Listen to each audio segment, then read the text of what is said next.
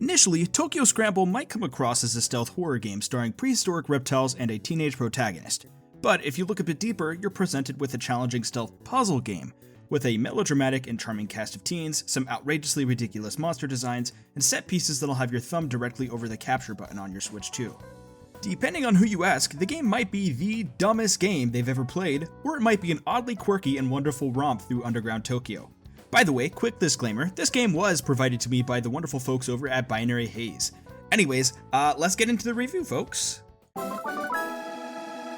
Gameplay always comes first with these sorts of games, and I have mixed feelings on the ordeal. Starting with the good stuff, I love the concept of the game. Removing your ability to fight back with any sort of general combat is great, and I love how the game encourages players to really figure out the dinosaurs' paths and abilities. Protagonist Anne has this smartwatch thing that allows her to trigger environmental traps and objects. Some of these are super creative and fun. If I had to compare it to anything, I'd say it almost reminds me of the tools given to Aiden Pierce in Ubisoft's Watch Dogs. I liked it there, and I like it here. Anne also gets options to stun enemies or recover stamina faster, and these are fine, I guess. Honestly, they felt a little too weak, and the game feels super unforgiving with its stealth. In the earlier levels of the game, I had a grand old time exploring the levels, learning the mechanics, and feeling adequately challenged, but the latter portion of the game felt painfully tough. Frustratingly so, I might add. Balancing difficulty in a game like this is, well, difficult, because you've got to balance tension and release. Unfortunately, the folks working on the game teetered a little too far in the super hard and challenging direction. For example, Anne dies in one hit no matter what, and she's much slower than the monsters, meaning that outrunning them is nigh impossible. This leads to situations where you have no idea that you're about to get spotted, you get spotted and instantly killed, and then get sent back to the checkpoint you found like 15 minutes ago.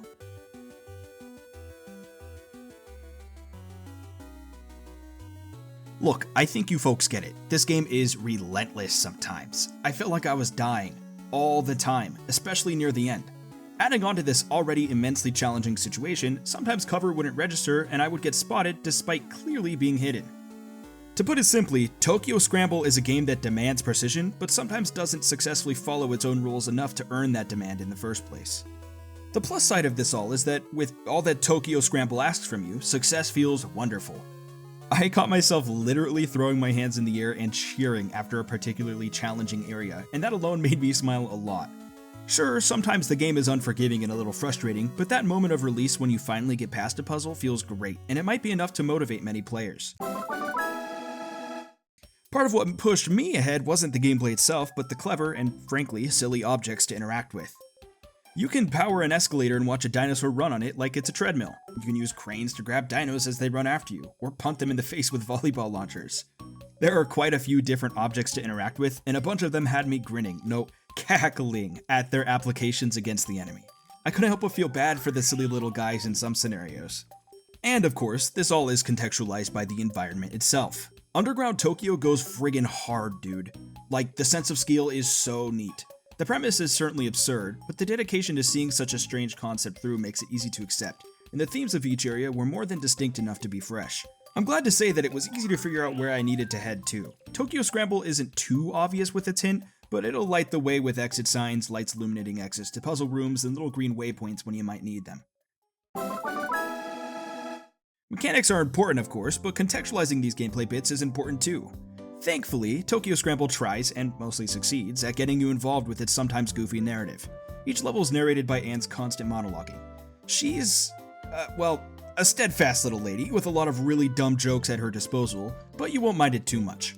The genre and premise lead you to expect a tense and scary horror atmosphere, but what you get is more of a cheesy young adult novel, complete with friendship is my power themes.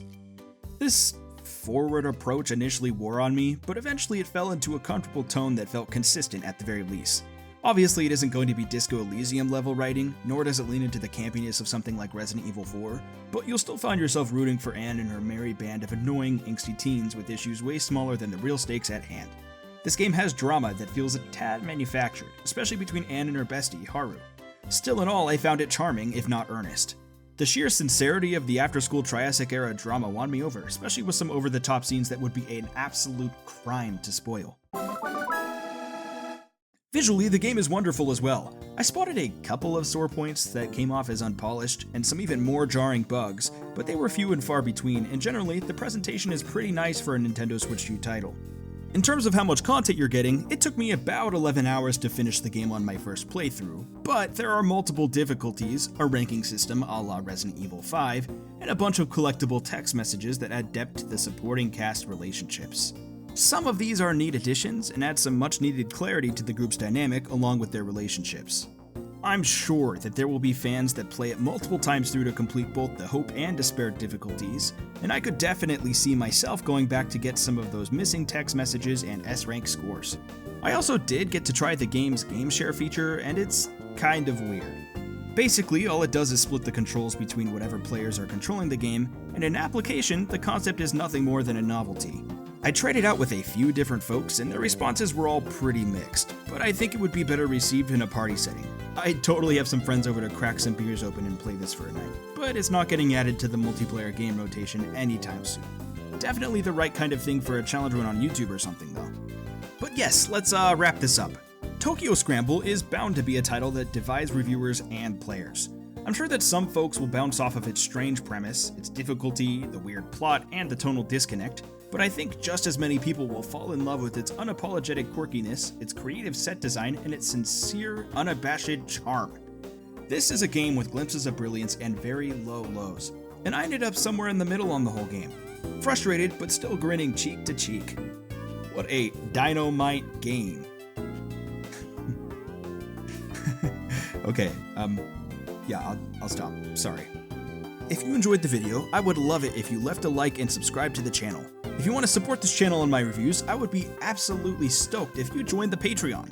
Joining the Patreon supports LizardPushingButtons and allows me to continue my work on this channel, leaves your name on the end credits, gives you an exclusive Discord role, and gives you sneak peeks at my videos and reviews. And if you support the higher tier, you get a small doodle of your choice to go on the end credit page, as well as a personal shout out at the end of my videos. Really though, it's just there to support my stuff, so it's a bit easier to keep making these for folks. Yeah, thanks a whole bunch for watching. Later, lizards!